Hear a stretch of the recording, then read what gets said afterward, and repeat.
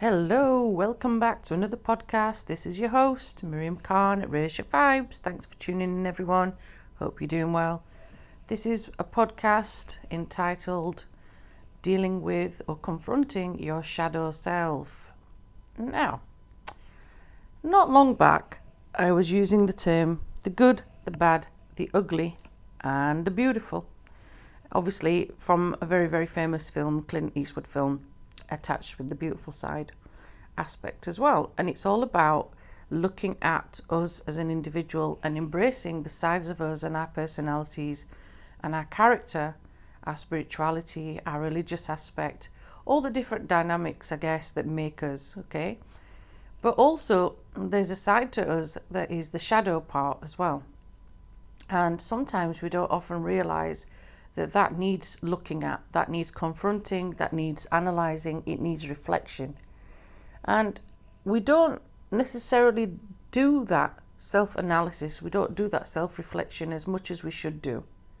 Sometimes in our friendships, in our relationships, we come to a halt, we come to a pivotal point where something has to give, something has to change, something has to break, something has to perhaps, the doors have to close upon that chapter, or we move forward, or we go to the left, or we go to the right, or we do a U-turn, so to speak.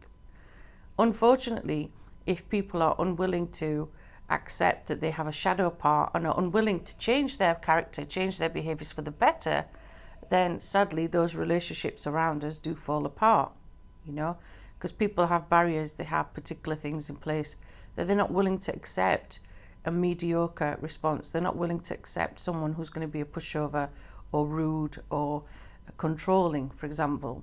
Okay?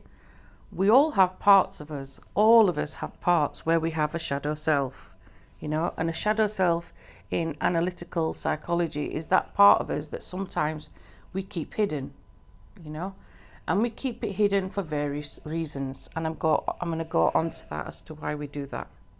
So firstly, where did this term shadow come from? Well, it came from a very famous psychologist called Carl Jung, who referred to it as this uncivilized, I guess, aspect of ourselves, aspects of us as an individual, an aspect of our collectiveness within society. This particular shadow aspect can control us, it can dictate, it can, be partly linked to the ego as well. In modern day society of 2021, that shadow aspect is within us, it's integrated, and, some of us are very, very awoke, I guess, if we say that in a spiritual essence, and some of us are not. If you're spiritually inclined or if you're into that sort of thing, you'll understand what I'm talking about. Some of us go about our daily lives every day, we have our routine, we pray, we help our community, we look after our family, but we're not necessarily looking at the bigger picture. We're not necessarily connected to the divine being. We're not necessarily connected, and that's fine. Everybody has their own particular journey in regards to spirituality. There's no right or there's no wrong aspect of that. But what I'm referring to is that aspect of us as the shadow that we don't necessarily focus on working and becoming better, and perhaps shredding parts of us that don't equate to that particular situation or scenario anymore. Some of us are willing to do that work, and some of us are not. So I can give you some scenarios of what I mean. You might be in a friendship where, one particular friend, for example, is extremely religious, for example, in that friendship, and the other person is more spiritually inclined, still has the religious tendencies, but is making their own particular journey in regards to being more religious. And they're content, okay? They're content with their particular journey, and they're content with the aspect of what they're doing. Now, the shadow self of the other individual, the one that's extremely religious, can't help but control or dictate or pressurize or, basically say to the other individual in a very subconscious and unconscious way, they don't realize they're doing it sometimes, that the way that they're leading their life and the way that they're following their path is not right. And they do it in such a subtle way, but it's clear and it's obvious that it's coming from a place of control, and it's coming from a place of dictatorship, and it's coming from a place of, you must do this, otherwise you will have to repent later on in life. And these individuals sometimes are following dogma, not necessarily the actual religious aspect themselves, each to their own, so to speak. But it's the fact that their shadow self cannot help but dictate. That's the main thing that I'm getting at. That's the main understanding I'm trying to get you to understand and relate to.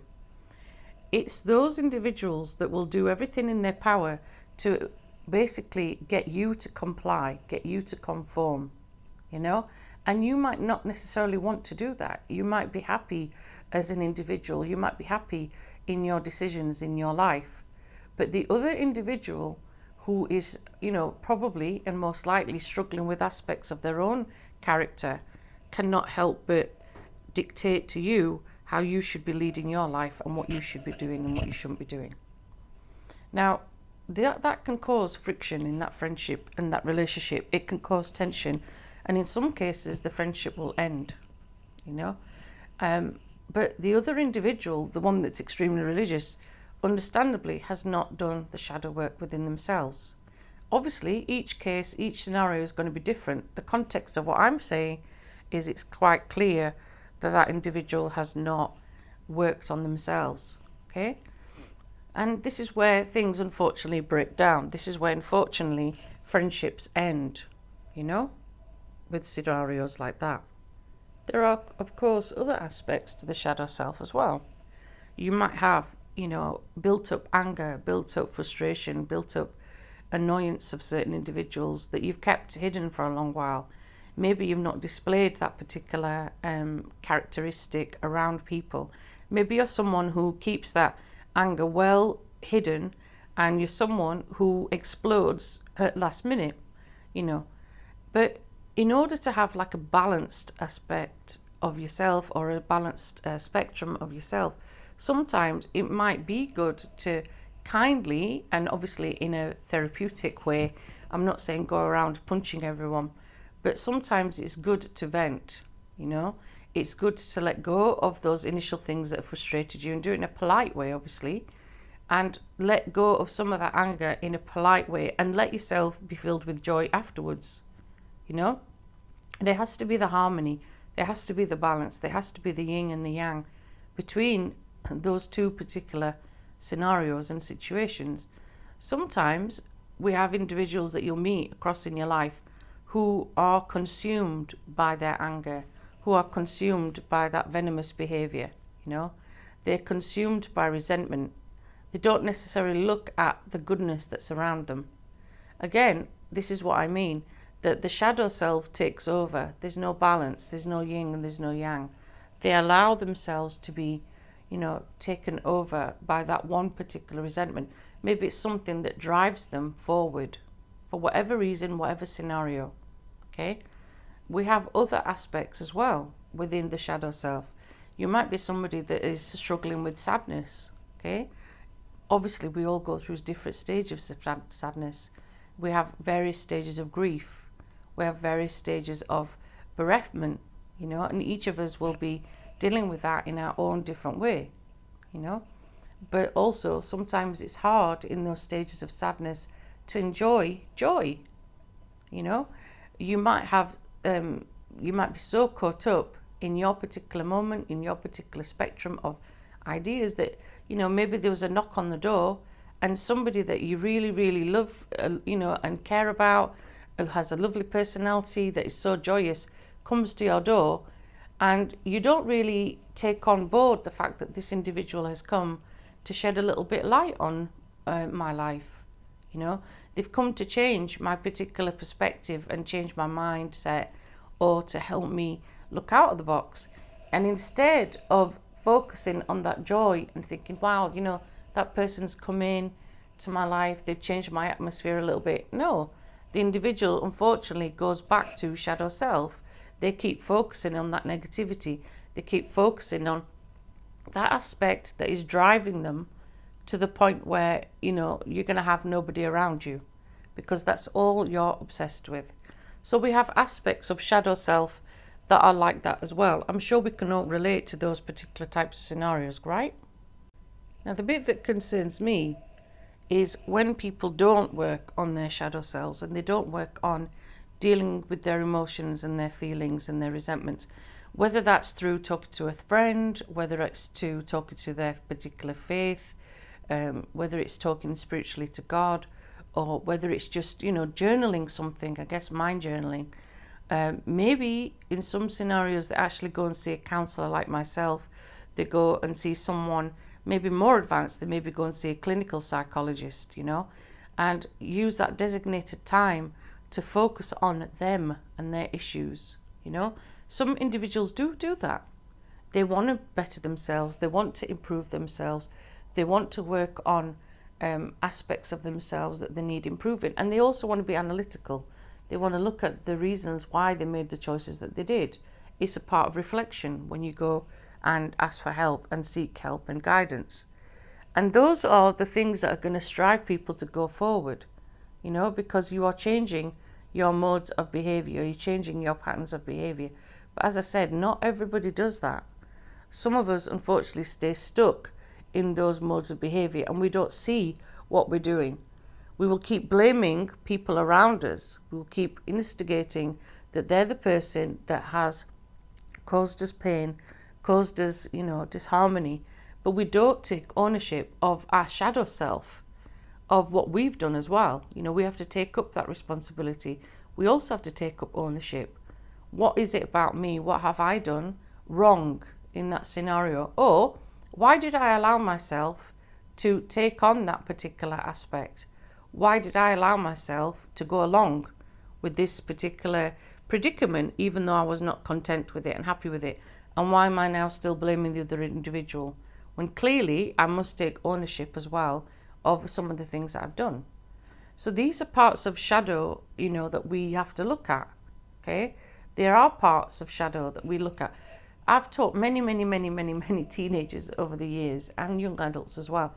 And, you'll find individuals getting themselves into trouble, whether it's with the law, whether it's with someone within the education establishment, whether it's with the parents.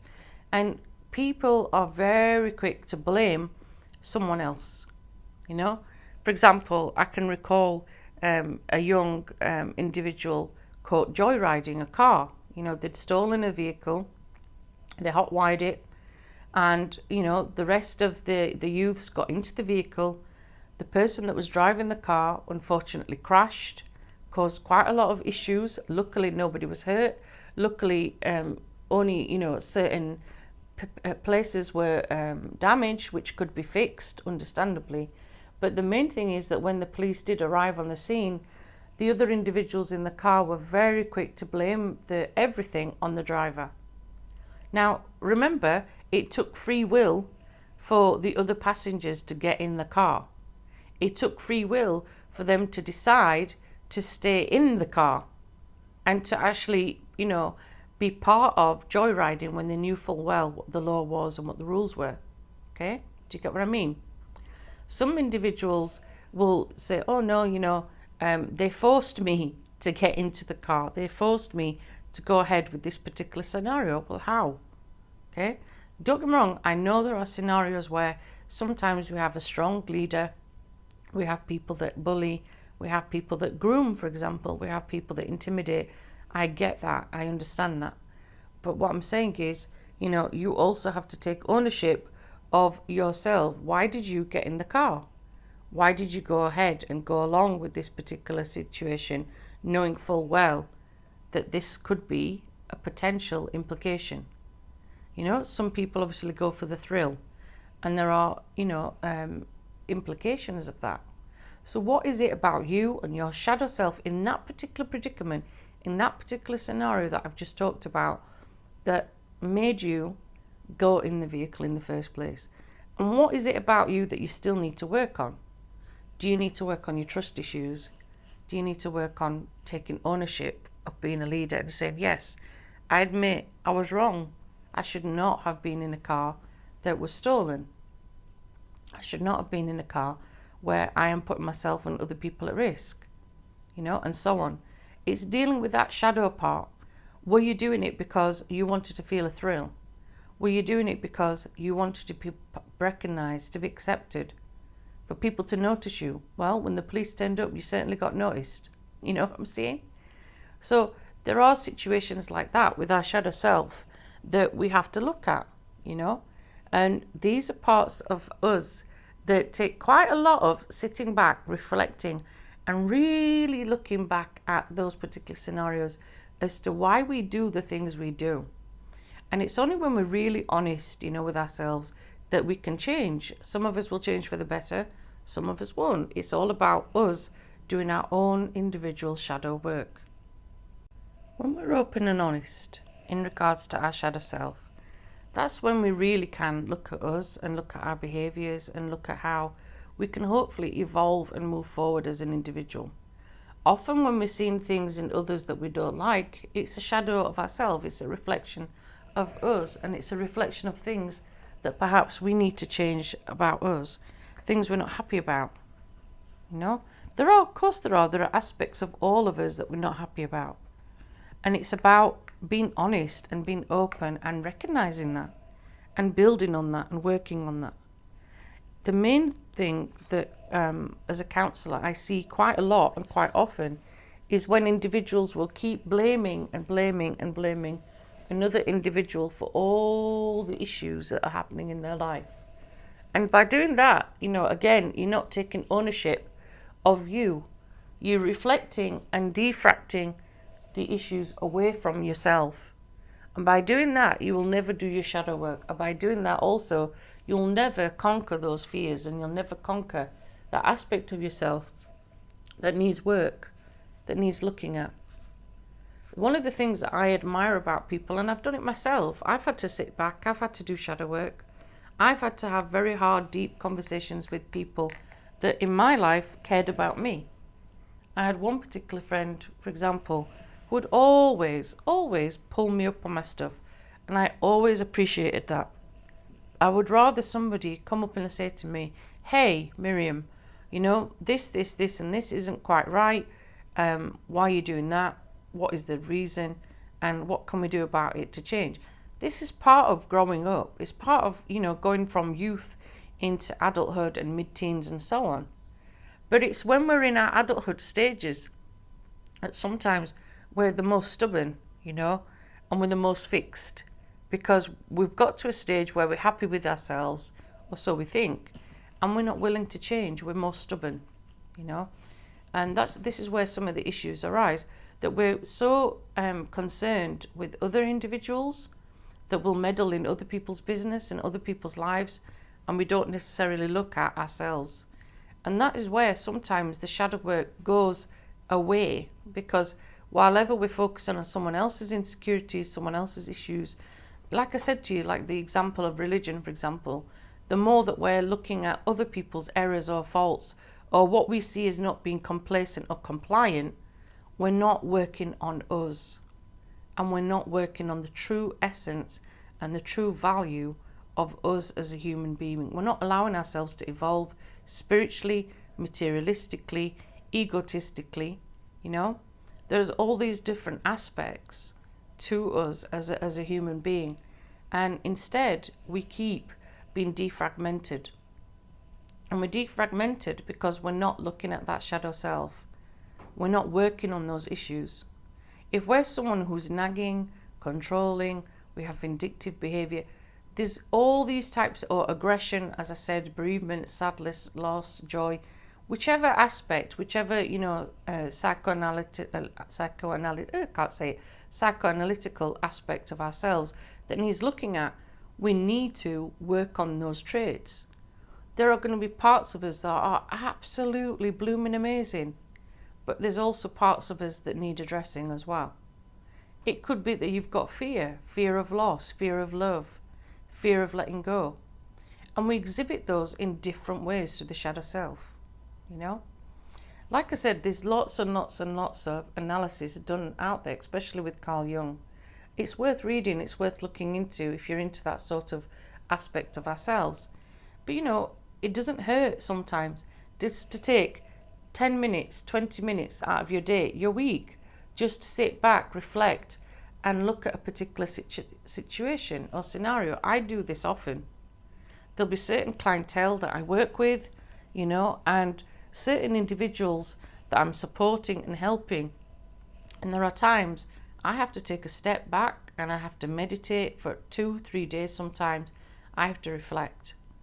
And I psychoanalyze their characteristics even more so, and I look at all aspects, all angles of that person's decision before I make a final outcome of whether I want to stay in that friendship or relationship or not. For me, I have to see someone willing to make change, willing to move forward, willing to strive to be a better person. If you're going to be stuck in the negative traits, then I can't be with you anymore, because that negative energy drains me. I'm like a sponge, I'm an empath. So for me, I have to have that positivity around me. I can't deal with the toxicity. There's certain people that I will help and I will support, of course I will. There's certain people that have that toxicity around them, and some of it can be managed, some of it can be changed and challenged, depending on the circumstances. But it's only when those individuals are willing to do that shadow work that I'm willing to stay. And that says a lot about me and my time, and it does with you. You will have people in your lives, as you're listening to this, you will have people in your particular scenario that you'll see that they've not really addressed shadow work. And you'll see some that will keep trying to shred and shred and shred their shadow work. They will keep trying to be a better person. They'll keep trying to be awoke, like I said earlier. And they're the people that you need to look out for, because they're the people that are going to turn into beautiful butterflies and they're going to fly off and do amazing things. It's the ones that are stagnant. It's the ones that want to stay sat in sorrow that unfortunately don't want to move forward with their lives. They don't want to work on their shadow selves. They don't want to improve. They'd rather stay stagnant. And that's the thing about shadow work. All of us are at it at different scenarios, different places, different momentums, and different aspects of our lives. And it's all about us as human beings reflecting, trying to understand, trying to support, also maybe sometimes having to sadly walk away. Okay? Because we have to look after number one, not in an egotistical, selfish way, but we have to look after number one.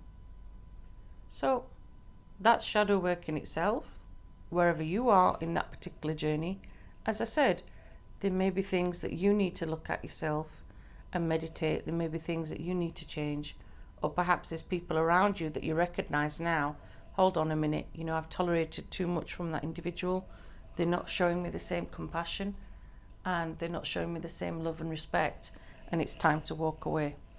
And then there are others, like I said, that you wish to celebrate, and they're the ones that bring us joy. I hope that's been helpful. I'm sure it has been. We'll do other sessions, I'm sure, of psychoanalytical aspects. But it's interesting to sort of reflect and meditate and look at self. Wherever you are on your shadow journey, I wish you well. I wish you peace. I wish you blessings. I wish you harmony. God bless. Take care. Thanks for tuning in. Bye for now.